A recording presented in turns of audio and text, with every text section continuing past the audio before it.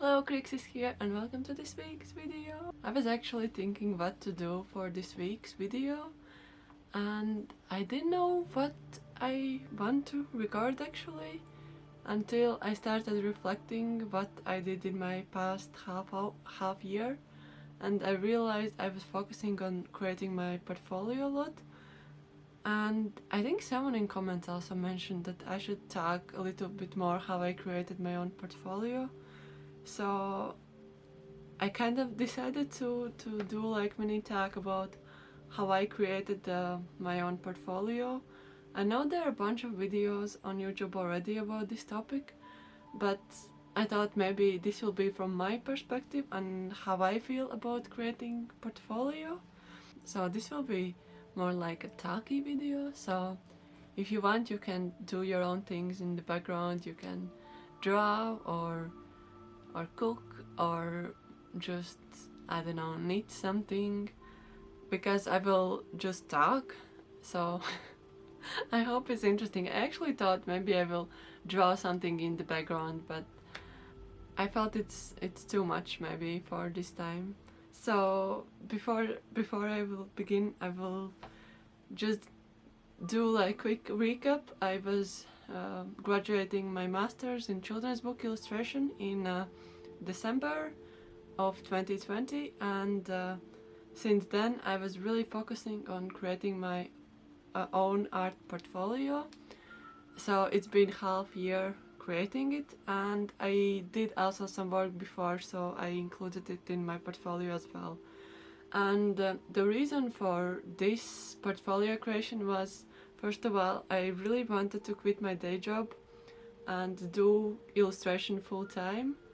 And second, I really wanted to focus more on what I want to do and what I want to create. So I think creating portfolio helps to kind of establish that core of who you are and how you create and what is your style. So besides that, I also needed to make portfolio because every year students from our course who are graduating, we are participating in Bologna Children's Book Fair or in exhibitions, in graduation exhibition, and so that was also another push kind of that I need to create portfolio.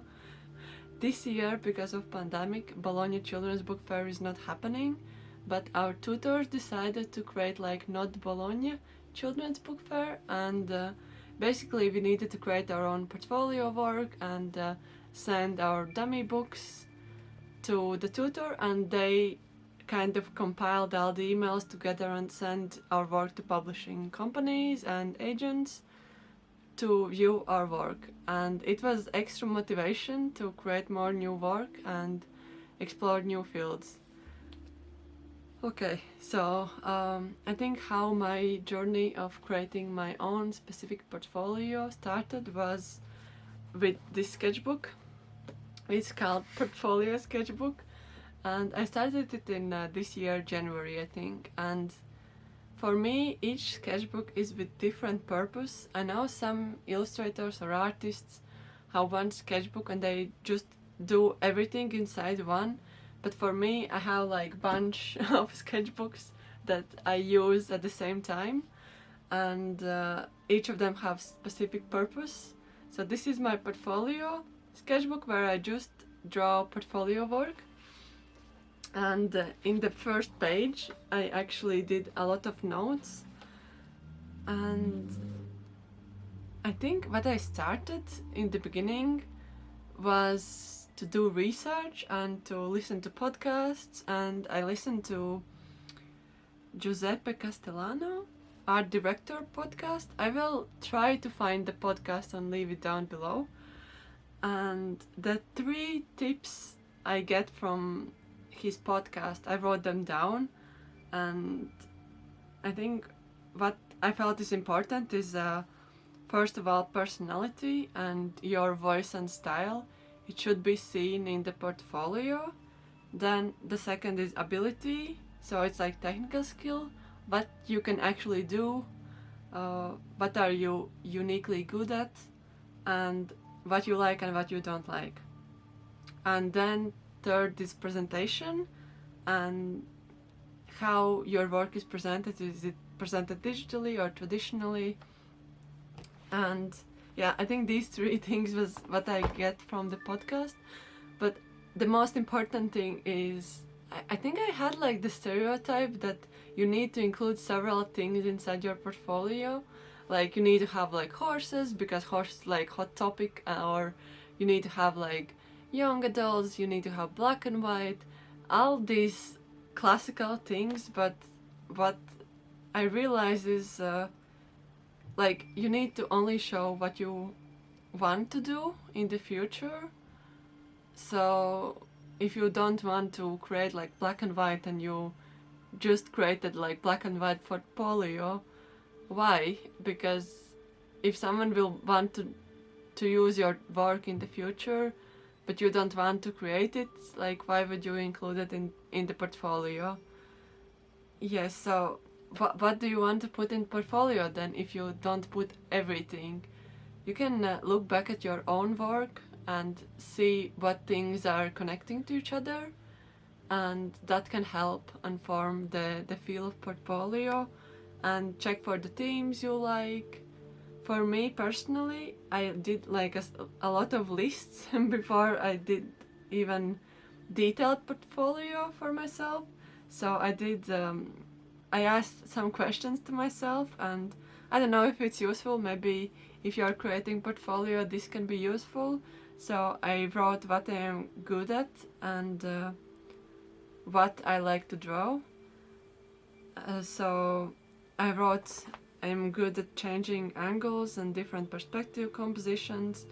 I have delicate line and limited color palette, which is quite unique to myself. And what I want to draw is greenery and character designs, black and white, spot illustrations, focus on color value, and animals with question mark, because I felt I was lacking animals a little bit, but I wasn't sure how much I want to include it in my portfolio, because my main focus was relationships between characters and nature. So yes, I think these questions are really good to ask to yourself.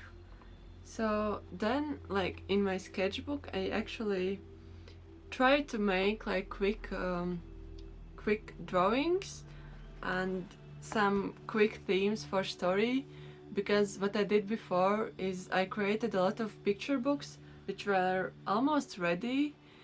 There were like a lot of black and white illustrations and then some full colored spreads with final illustrations, and I feel that kind of picture books are really useful because you don't need to show all the artworks in the book to people see how you can finish them. If you just have like 3 or 4 final artworks in the book, it's enough for people to see how you would finish it, if that makes sense. So what I did in my portfolio sketchbook, I tried to focus on like overall story, and then I picked like 2 or 3 things and tried to do like final illustrations. For example, there was like this moth story, and I did like sketch and tried with colors, and then I was like, I really want to have like more line drawings, so I did like line drawings here, and yeah, some more sketches. And then I did like this, which was one of the illustrations for portfolio, and it's with blank spaces for the text, because I really wanted to do black and white and spot illustrations in a more like longer text place. And there is another one, which is this one, which is also supposed to be with text. So, but you can see like this is like portfolio, but it's also not like final. I'm still like sketching out like some characters and how I can change some things up here. So the whole sketchbook, it's not finished, but it's really rough and just touching the themes I want to explore. For example, character design. What else I wanted to draw? Yeah, I also wanted to draw how two characters are interacting to each other. So I did like few series with just two characters, how they are interacting. And I think also, like, I did one non-fiction spread. I think I published it in here. Like, I think it was in Studio Tour 4. I did some portfolio work in Studio Tours. No, not Studio Tours. Studio Vlogs. And this was like just sketching before I start working on the final artwork. Just doing like compositional drawings. So it's really sketchy here. But just what I want. Some more characters, because I really wanted to explore characters. And recently I started doing like butterfly illustrations, and I did like a lot of sketching before I started working on final artworks, and it feels like portfolio work for me. I really like these ones. I haven't finished them, but this is like a sequence as well of artworks. So yeah, I feel portfolio sketchbook is really useful for me, because I can also, all the portfolio focused work is in one place, and if I need, I can go back and look at it, to the work I did. Also, for the Not Bologna fair, Not Bologna portfolio standout, I needed to create 20 images as my portfolio pieces, and I could also include 1 to 3 books that I illustrated, and I included 2 because I didn't want to rush everything, and I felt it's better to put 2 books rather than 3. And for portfolio, for 20 illustrations, I actually, at the end, when I needed to send everything out, I realized I don't like some of the illustrations, so I felt it's better to send less but more quality content than more but the things you're not proud of. So I only sent, I think, 16 artworks for my portfolio, and what I actually did, I will try to find it. I had like this sheet of paper, I think it's here. Yeah, so I had like this sheet of paper, and I did like small thumbnails of illustrations I wanted to include. So I didn't want to repeat myself. I didn't want to include the illustrations from the book I sent as well, because I needed to send 2 picture books, and if the final illustrations, all of them are in my portfolio, it also doesn't go well together. So, because like I would rather show more than just repeat myself and show the same things as in the book. Then I looked back at my past work. I tried to see what things are lacking, and for me I included 4, yeah, there quite a lot actually, 4 illustrations from Walnut Tree Story. I included one spread I included one spread where is 2 cover artworks. I realized one of my weaknesses is text, including text in cover. I don't know why, it's really difficult for me to kind of combine my illustrations and text together. So what I did in my portfolio, I actually made cover art, but I left blank place where to put the text in, because I didn't want to show that is like one of my weak spots. Another thing is I included 3 spreads with character design, because I felt it's really who I am, because I really want to draw more characters in the future, and I feel my characters are getting better and better each time I'm drawing them. So I included 3 drawings, basically 3 spreads. One was like with dog and boy together, and another one was 2 characters together, and then it was just one single character, and each pose was different, and it wasn't repeating itself. Then I also included 2 black and white illustrations, and these were the mods I just showed you for the chapter books. Then I really wanted to draw like non-fiction spread, so I did one non-fiction spread as well. And I also showed seasons. I included one winter scene and one summer scene, and I included bird's view because I really like bird's views, and I had this amazing illustration with the birds from the sky. It's also in my YouTube thumbnail, I think. Yes, so like the main page when you open it, it's up there. And I also wanted to include night scene, so I did night illustration.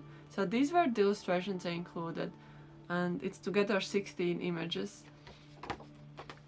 You need to put like one of your stronger pieces in the beginning, so it's a strong start.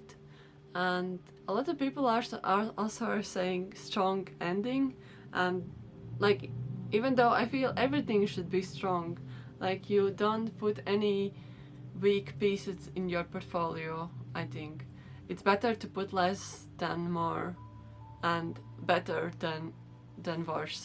So yeah, I would put my, I think I put my strongest one in the beginning, and then I was showing all the range, like the character design, black and white, all of those things. But yeah, I kept in mind that like the first one and last one should be quite strong.